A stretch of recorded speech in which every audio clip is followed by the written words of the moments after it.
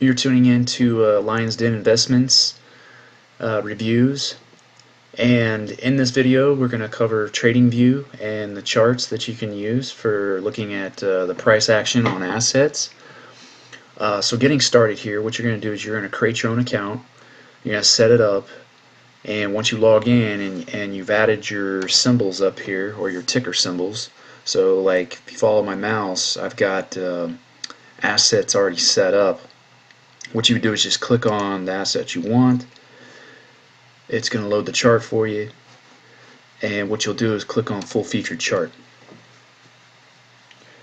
And once it brings this up, the next thing you want to do is you're going to want to change the it should set it as default under candles, which is going to be the colored bars here that you see. You want to change that to bars so it's in gray and black. The reason for this is it takes the emotion out of chart reading, so you're not in panic when charts go down on you, because from human psychology, studies have shown that people become more emotional with color. So you take the color out of the chart and you get rid of a lot of the emotion so in your subconscious mind when you're looking at some of these charts. The next thing you want to do is add the MACD and the RSI. Now these are both indicators that we use for a lot of our investments and tracking price action, and I'm going to explain what these do real quick, and then I'm going to show you a strategy for using both of these. So the MACD, what you would do is just go up here to indicators, click on indicators, scroll down to where you find MACD. You're going to click on MACD. It'll bring it into the chart. You're going to do the same with RSI, which is the relative strength index. Now what you're looking for on the MACD is this blue line here. Okay, so if you click on the format, the blue line represents the MACD, and you got histogram and signal, right? So basically what it's going to do is it's going to track the movement of the price from a moving average standpoint, and that's what the blue line is representing.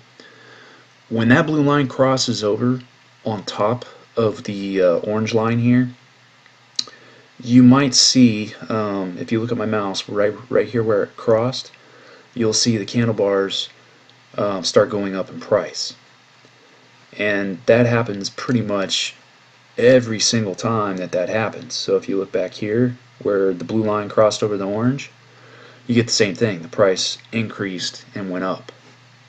So that's what you're looking for as far as price increases, and this will help you with entry points when you're looking at buying a stock. Normally what I do though is I will only focus on the weekly and daily charts. The reason for this is it spreads the time length out over longer periods of time. Yep, excuse me there. It carries out the time frames in a longer period of time, and throughout longer periods of time it reduces your risk because the price doesn't tend to play into your psychological emotions as much.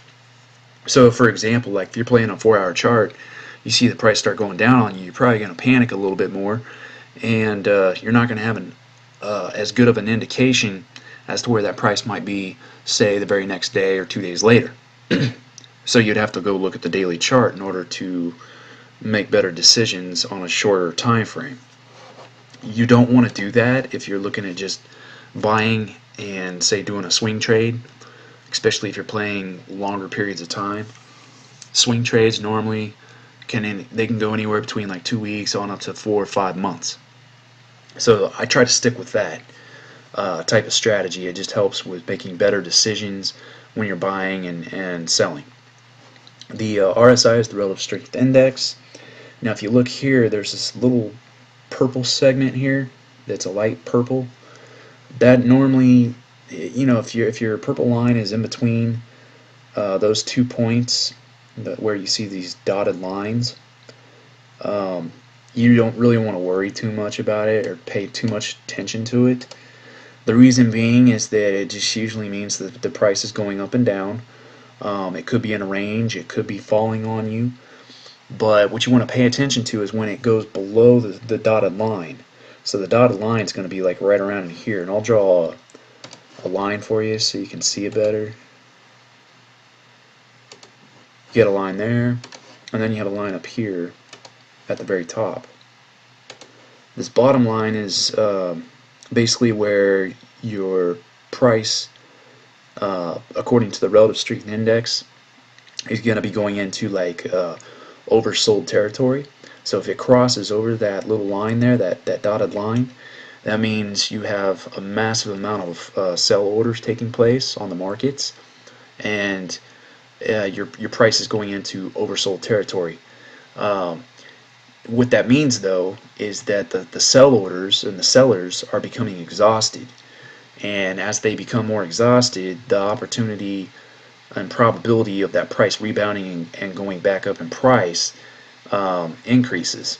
So you may notice, like just on this little piece, it went into oversold territory for quite some time, and then it bounced back up. But when it went above that red line down here, look at what the price did. So it started going up as well. And that's what you're looking for. Is what you want to do basically is line these up. So you want to line the blue line when it crosses over the orange, and when it comes back into an area where it's not oversold, normally that's where you'll get more of your upper price action, so the price is going up.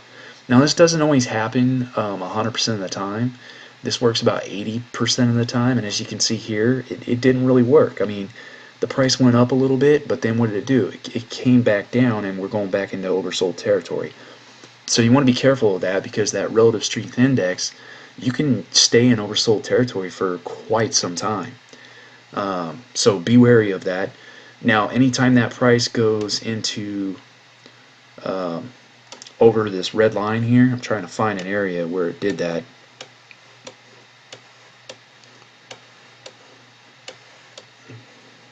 Okay, so like back here, I'll draw another line for you, just so you can see where this overbought territory starts. Back when we had the bull run in Litecoin, back in 2017, we hit overbought territory, and as you can see, we had the blue line cross over the orange right around in here. It began our bull run. It went up in price. We went into overbought territory. So the RSI was really strong in buyers on the market, and you got this big bull run. All three of those lined up, okay, and that's what you're looking for on entry prices. So you can kind of get an idea, if a new bull run is getting ready to start, or according to the price, whether or not it's going to go up or down, and then make your decisions a little bit more accurate based off of those indicators. Okay, so I just wanted to show that to you quickly in this video, and let you know that that's a tool that we use quite often, and it does work. Like I said, 85% of the time or 80% of the time, it's probably going to be right on cue for you, so you can kind of make a better decision based upon indicators and reading charts based off of what I'm showing you here. Another thing I like to do, though, is I'll go to the weekly chart. Before I ever do any of this, I'll go to this weekly chart. And let me see if I can get back here to that's not really what I wanted. Okay, here we go. So this is a weekly chart. What I'll do is I'll draw in where we're at right now as far as support. So I'll draw a line like this, kind of riding right along the peaks, and then I'll draw one down here where we had support, or that would be your resistance, and then this line here that I'm drawing below it is your support, which would be like your floor. And so what I like to do is I'll do that on the weekly chart, because that will give you, on a daily chart, that will give you a better idea if you're getting close to hitting resistance. Okay, so if your price is going up, you'll want to know that, okay, the target resistance is going to be right around here. So if the price goes up to that and it doesn't break through it, chances are the price is going to come back down, as you saw it did exactly that here. So it went up, it hit that resistance, but it didn't break through it. You saw the price come back down, and then we kind of got this bouncing action through this channel here on the weekly support. So I like to use that as well. But that's all I have for this video. Hope you enjoyed it. Go ahead and subscribe to the website if you haven't, and stay tuned because we'll be putting more content out over the weeks and months to come. Okay, talk to you soon.